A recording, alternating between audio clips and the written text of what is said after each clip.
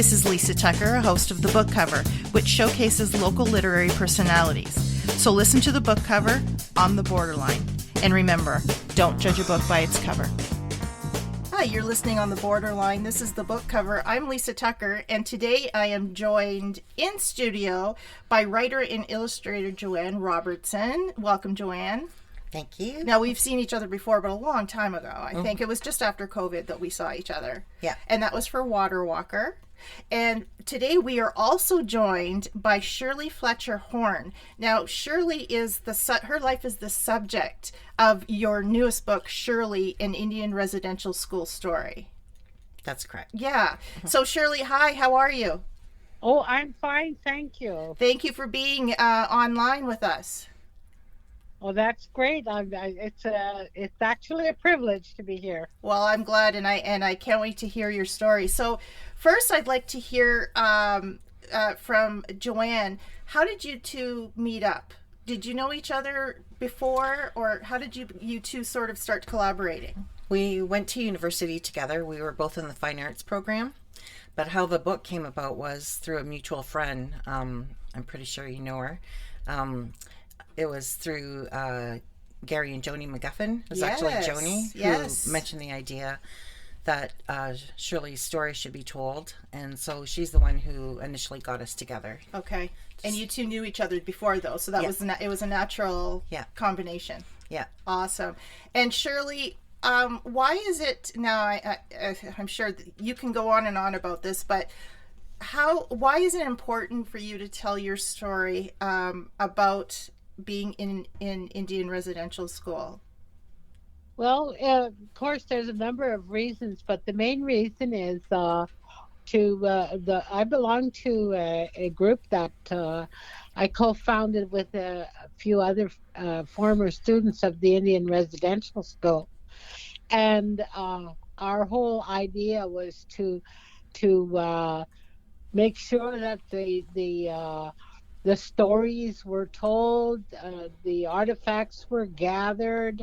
We created a library of archives, rather, and so it all fell into the work that we were doing, bringing the story, telling the truth, getting other people from our generation together to go on a healing journey, and the storytelling is part of that healing journey.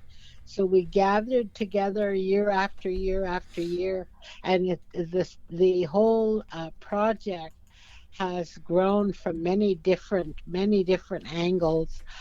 We've got a number of memorials put up at Algoma University, and this all falls into the fact that we want the story to be told, but also it was very important for us to make sure that we reached all levels and ages of Aboriginal people. Mm-hmm. And Joanne, you were mentioning before we started recording this is for children ages 11 or 9 to 11? 9 to 12. 9 to 12, sorry. And Shirley, it always amazes me. The Indigenous are such storytellers, and even though this chapter of history is not all positive, you still want the stories to remain, and you want the stories to be told. Why do you tell the negative and the positive? Why is it important in the Indigenous culture to share it all? Well, because we're on this journey of truth and reconciliation. Mm-hmm. You cannot have reconciliation unless you have the truth. Yeah. And so that's why it's important. And our job, whenever we're doing programs or projects or anything in that nature, memorials and so on, it has to be well thought out that we're sending the right message, we're providing the right help and security and emotional support for those who are on their recovering journey. Mm-hmm. that's a huge part of it, is to tell the story, no matter how hurtful it may sound. It happens to be the truth. So as you can probably see, when you're telling stories to children, you really have to be very cognizant of the fact that you're talking to children, and you Mm-hmm. do. We and our wish, Joanne and I, were not to traumatize children, but to be able to speak the truth in the way that we did. Yeah, and I can't imagine that was very easy, Joanne. Excuse me. How did you pick, Joanne, the stories? Because I'm sure Shirley had double or triple the stories that are in this particular storybook. How did you pick the stories, and how did you soften them? I guess the word would be for children 9 to 11. Well, Shirley has a gift of storytelling, and she did tell me many more stories, but she's done a lot of healing, so she had a lot of humorous stories. So my challenge was finding the balance between the truth and the loneliness of living in a residential school with her humorous stories, which were really her stories of resilience, like how she survived that. Mm-hmm. So that was my biggest concern, and the hardest part for me was finding that balance, because because there is so much humor, and because she's done so much healing, I didn't want people who deny residential schools to think that, oh, see, it wasn't that bad. So that was my challenge. You were sort of walking that line where you had to make it palatable for children. You don't want to scare the pants off them, which the absolute raw truth probably would have, and you don't want to make light of it for the people that are saying, oh, that never happened. Right. What a fine line to walk.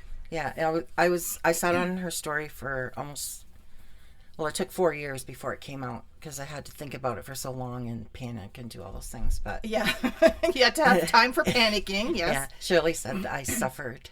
Yeah. So, Shirley, you were at the Shingwauk Hall Residential School here in the Sioux. Yes, I was. And I first went to residential school, St. John's School in Chapleau, Ontario. Mm-hmm. At a very young age. I went there when I was 5. Oh, wow. Mm-hmm. And were you part of that scoop where you were taken from your family? Oh, we're absolutely. They didn't come and get us. We were taken there by our parents because they were told it was a good idea. They were told they had to take us, and it was either they would take us or the department would come and get us. So my father said that he'd bring us down. Yeah, because he didn't really have a choice. No. We had to go, yes. And you were 5, and you were in residential school till what age? I was in residential school until I was around 14. So what years were those? Between the years of? I was 5. 1940. I was born in 40, so 1945 to 54, I think it was. Wow. Yeah. Okay. Sure. So you are 86? Yes. Oh my goodness. Well, you sound much younger. Oh dear. Yeah. It's like me. I sound like I'm in my 20s. Stop laughing, Joanne. Me too. Yeah. So, Joanne, you personally were not in residential schools. Is that correct? That's right. But family members, I'm guessing? I don't think so. No. Wow. Yeah. You're lucky. We're not sure about. I was adopted and raised by Canadians, so I didn't even know about residential schools until I found my birth family, and that was in my late 20s when I started learning about residential schools. But it wasn't till I moved up here that I started really learning about residential schools, which says a lot about how our school system was when we were younger. I often talk about this with people that come in, our Indigenous artists that come in. And, I went to elementary school in the 70s and early 80s. And we didn't know, like now the children know the different traditions. They know what a powwow is. They know what some of the different smudging and all that. The kids know because they learn in school. We learned nothing. Zero. And, we didn't even know about residential schools, and they were still happening. I think the last one closed in like 92. Yeah, and I think Shingwauk closed in 1970, didn't it, Shirley? I think it was 1970. Wow. Yeah. Wow. And Joanne, being Indigenous, how did Shirley's story affect you?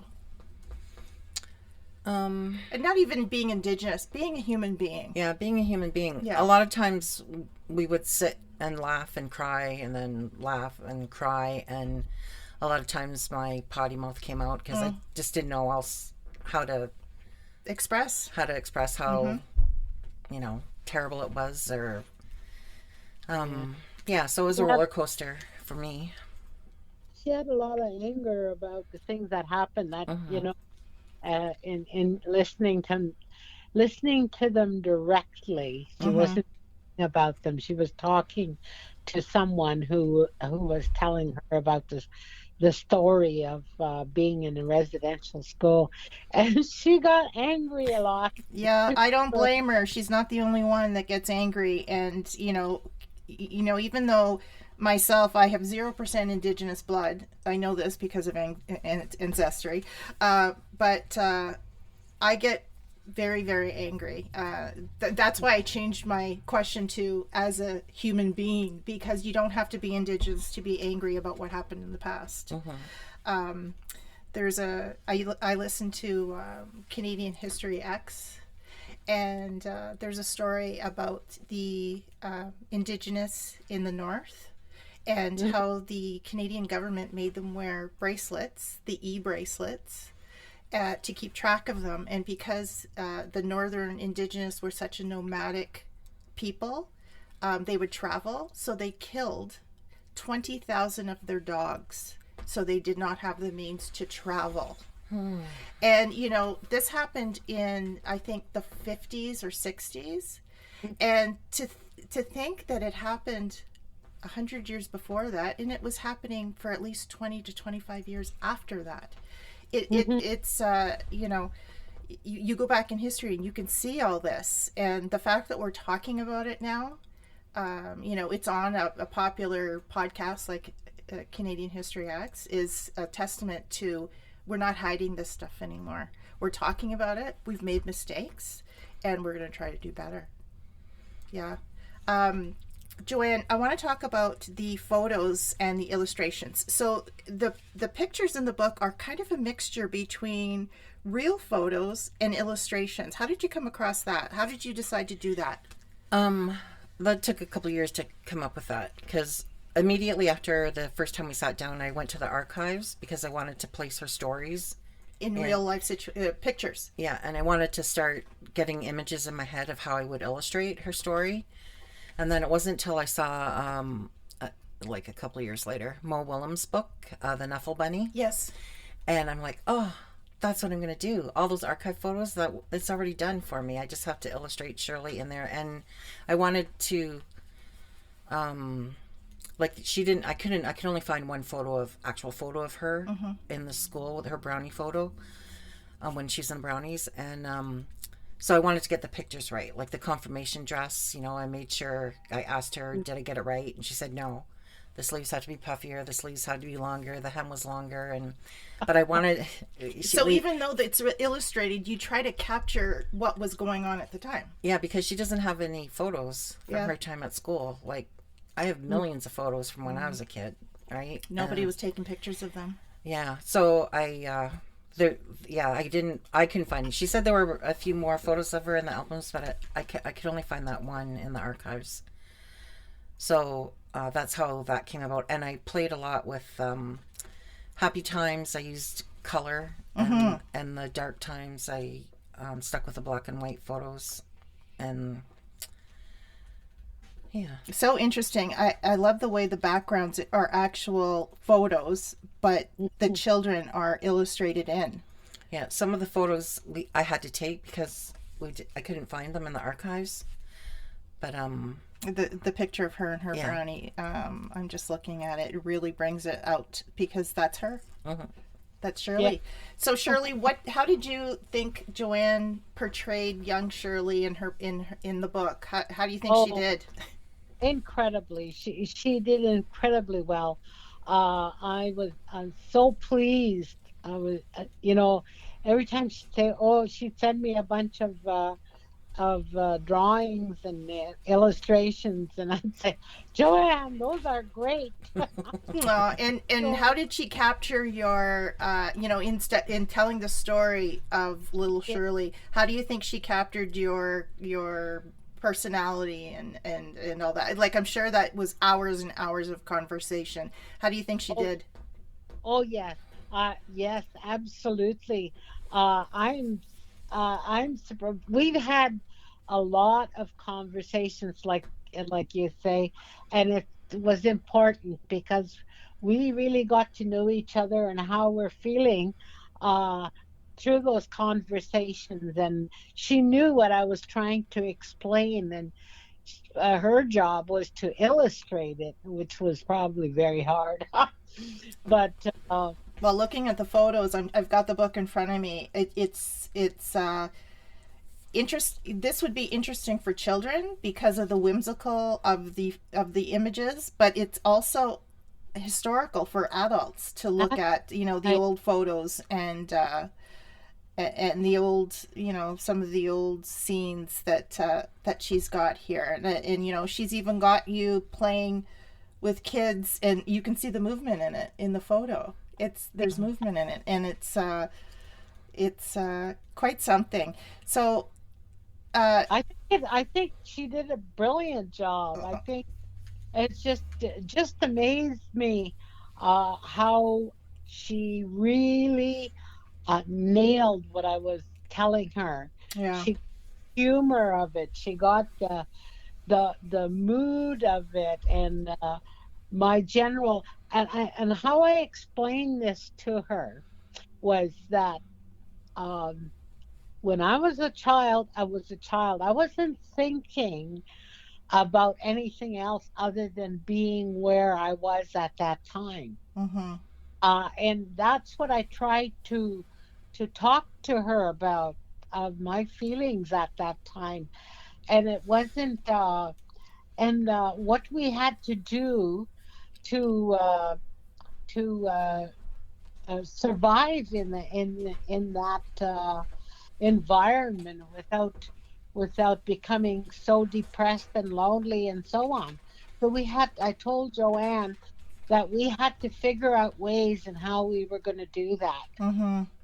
So it was through making friendships with the other girls to replace your family members, and scheming and doing the things that are illustrated in the book. As you probably see, I did a lot of things that I wasn't supposed to do in there. Well, it's funny that you say that because I'm just thinking. So the front of the book has little Shirley on there, and the look on your face looks Yeah, like you're full of piss and vinegar, Shirley. Is that accurate? that is so accurate. Yeah, Because the look on your face, your slouchy socks, the way you've got your hands on your hips, it looks like, you know what? You were going to get through this, whether it killed you, and I you were going to do your best at it. she captured it so incredibly well. And that's exactly how I felt there. If I was going to survive in that environment, it was up to me. Yeah. Yeah. And that's the way I felt. And what do you think if 10-year-old Shirley was reading this book now, what do you think she'd think about it? She always she'd think, gee, that girl is really, really feisty. That's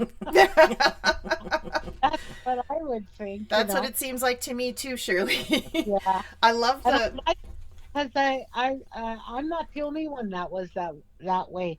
There were several others as well. There was the whole scope of people. Hmm. Some that couldn't come out of their uh, um, loneliness and heartbreak and all of that, and some that were always being physically abused, being strapped or maligned or something, you know. And there's a whole range of how each of us dealt with the Well, being in the residential school. she may have used your stories and your name, but I have a feeling that Shirley probably embodies many different types of children, not just females, but children that grew up at Oh, residential schools. we locked on pretty early that we had to be there for ourselves, and we had to see our way through this. But of course, it's not in those words because I was a child. Mm-hmm. And when I told Joanne my stories, I told her from that perspective. Oh, sure, because that's the What only perspective you have. You were a child when you were in residential that, schools. I didn't think about all of the trauma and all of the environment around that. I just thought about what was I going to do as a little girl. Yeah. Well, getting through day by day, and what's the Yeah, next thing I have to look forward to? yes, exactly. I want to read. I love the what you have on the back here. I guess it could be called the summary of the book. Sort of chalks it right up. I'm going to read it because it really shows you kind of what the book is about. It says, "We are going to the school," was all he said. Oh, sorry. Apparently, I don't know how to read. "Where are Oh, we going? To the school," was all he said. I didn't know where or what that was. Shirley is only 5 years old when she is taken away by the Indian agent to live at a residential school. She loves learning, but she is not there by choice. From the first day walking up the long, lonely stone steps of the school building, which are still there, life is hard and full of rules. Separated from her brothers and sisters, she is truly on her own. Shirley is very brave, but there is no one she loves to hold her at night when she is afraid, no one to tuck her in and comfort her. Shirley keeps going despite the sadness. She makes friends and has adventures. And most of all, she looks ahead to summertime when she will be able to return to her family and the happiness of home. A true story. So, Shirley, you were able to return to your family every summer?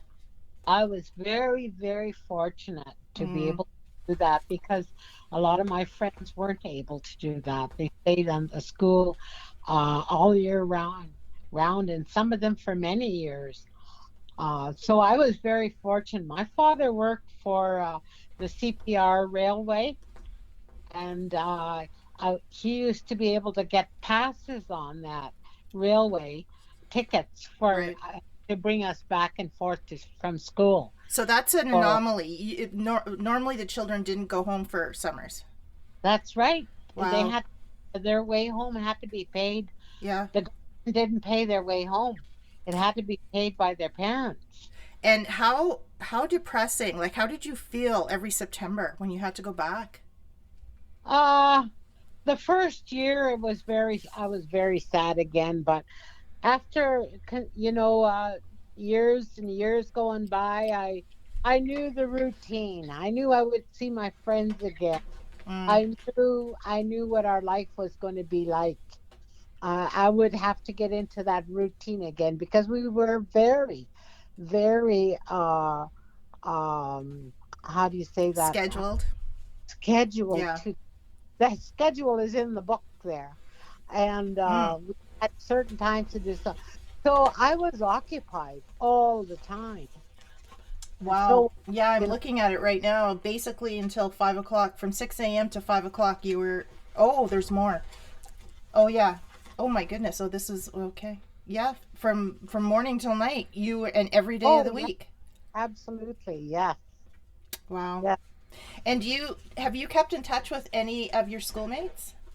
Oh yes, yes.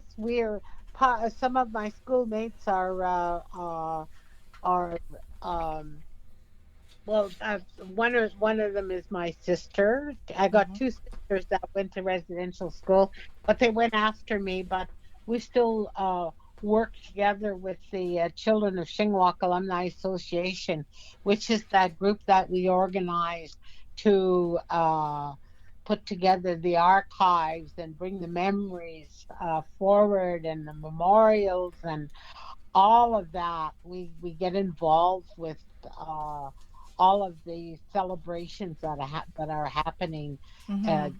these days, and yeah, and I'm very very busy. I'm still busy even at my age. At 82 years young. Yeah. And do you have family? Do you have children and grandchildren? Oh yes, And yes. I have three children, and I have I think eight grandchildren. No, yeah, about no six grandchildren and about 8 or 10 great oh grandchildren. wow. Yeah, And have they read the book? yeah, some of them have, but some of them haven't yet because they haven't got it. Mhm. But they'll be getting it this summer at our annual gathering, our First Nation gathering. Joanne, when did this come out? February. Oh, so it's very new. Hmm. And who published? Second Story Press, And they are in. Toronto. Okay. Now, is this something, did you have to shop around for a publisher? Did you send your ideas, or are you already connected with Second Story? Yeah, they did the Water Walker, and did. they did the board book I did after that, Nibbia's Water. So this is my third book with them. Okay, so they know you. They know what kind of work you do. They know you're you're good at your job. I love it. And where is this available right now? I wish it was available in town, but I think it's available at the gift store in Garden River. No, Um, it's in the Coles down there. it's there now? Yeah, Linda Savory told me that. Oh, Okay. okay. I went in last week. I didn't see it, and I looked online, and I haven't seen it in. Okay, that's great news. They've got a display, local authors, because we've got so darn many. Yeah. Like so many, and they have to have a display. But they did a couple weeks ago. They had a display as you enter the store, and it probably was. Do you know if it was on there, Shirley? No, it wasn't. Oh, wasn't okay. Oh, you know already. Yeah, Linda Savory Gordon was the one that told me that. Okay, well, good. So it's in Coles. Yeah. Have you put it downstairs at Stone's yet? No, You should. and I think it's at the college and at the university. Algoma, yeah. Yeah, and yeah, That's it right now. online Amazon. It's available for on sure. Amazon, yeah, yeah. yeah, and it's available online at Indigo also. Yeah, right. If it's not at Kohl's, you can get it Yeah. online. Yeah, awesome. And Joanne, what's up next for you? Because I know you've got something else in the works already. Yeah, there's a few things. I want to write something about the junior water walkers, and also I met with the children of Shingwauk this weekend, and I think I'm doing a lot of their stories next. So That could be like an encyclopedia of. Yeah. I told them it took me 4 years to do Shirley, so hopefully I can finish before I croak. Yeah, you've got to live to be 182 just to do all their stories. Yeah, but Wow. yeah, so You better hurry. Take the oldest ones first. yeah. Yeah. The line is by age, oldest first. The oldest was first. Yeah. Yeah. Well, that's wonderful. And will they be, do you think they'll be children's books, or will they be more geared to adults? I think they're envisioning it to be like Shirley. Shirley, They can okay. see them all on the bookshelf with their matching spines going down the bookshelf. So, Yes. and I like the idea of using archive photos because some of them have more photos than Shirley had. So, I love that idea because it's interesting for adults and children because I mean adults love archive photos. They love to see old places and what church is this? Is that the church at Algoma? that's the chapel. Yeah. Oh, the chapel. Okay. Yeah, yeah. I'm just looking at the inside of the chapel photo and it looks like Shirley's asleep. Is she asleep? She's faint. She fainted. She pretended. You pretend fainted, Shirley. See, I told you, piss and vinegar. I got dared to do that stunt. Your friends dared you to do that? Yeah. Yes. And was that a priest carrying you? No, That, so that one of the supervisors. one of the boys' supervisors. Oh my goodness, Shirley, you're someone to be reckoned with. I think back then. Can you imagine what kind of person, what you would have done if you would have been allowed to live your life? Oh dear, yeah. Can you Well, imagine? you know what? Sometimes people get upset when I talk about this, but I learned a lot there because that I might not have learned if I hadn't been there. I learned every skill there is about looking after a household and knitting, sewing, all of those things I learned, and they all helped me in Yeah. my life after I left school. So I always say, despite the fact that it wasn't a good place to be, I could think of many other places that would be much better to be in, but I did get some rewards that Well, I you was know what, Shirley, that's for. super to hear that you are seeing the positive out of this really negative experience. Yeah, And again, that goes to what kind of person you are and what kind of attitude you have through life. And I think that's the reason you're 82 years old and sound like you're 20. 85. Oh, I 85. Oh, I keep on saying 82. See? I'm reducing your age. Shirley, thank you so much for coming on with us. And I'm sure that there are going to be lots of children, whether they be brown, white, tan, beige, whatever color. I think they're going to love your story, and I think they're going to learn from your story. So thank you so much for joining us today. Thank you. And so that's been Shirley Fletcher Horn and Joanne Robertson, of course, always. Thank you so much for joining us. Thanks for having us. And you are listening to us here on the book cover. We're talking about Shirley, an Indian Residential School story. It's a children's book. Pick it up where you get books. Hopefully it'll be available downstairs in Stones. I hear it's available at Kohl's, Indigo, online, Amazon. Go get the book. Learn a little bit about our history, good or bad. It's good to know. Thanks for joining us. We've been on The Borderline. This is the book cover. I'm Lisa Tucker, and remember, don't judge a book by its cover. Hi, this is Joanne Robertson, author and illustrator of Shirley, an Indian Residential School story that I wrote with Shirley Fletcher Horn. And the book is available at Kohl's and wherever fine books are sold. And listen to our podcast on the book cover with Lisa Tucker at theborderline.ca.